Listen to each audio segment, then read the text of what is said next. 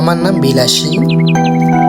আমি ভ্রমণ করতে খুব ভালোবাসি এবং আমি কেন ভ্রমণটাকে বেছে নিয়েছি একটু গল্পের মাধ্যমে আপনাকে বুঝিয়ে বলি। মনে করেন, ভালোবাসার বিনিময়ে ভালোবাসা পাওয়ার কোনো নিশ্চয়তা নেই।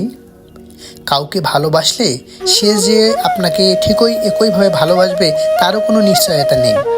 মৃত্যু ছাড়া সবই অনিশ্চিত, তবুও আমরা ভালোবাসি, বেঁচে থাকার জন্য ভালোবাসি, একটু সুন্দর স্বপ্ন নিয়ে ভালোবাসি।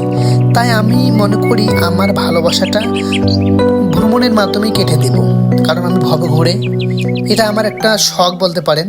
আসলে ভালোবেসে ভালোবাসা না পাওয়ার চেয়ে একাকিত্বের জীবনটাকে বেছে নেওয়াটাই শ্রেয়।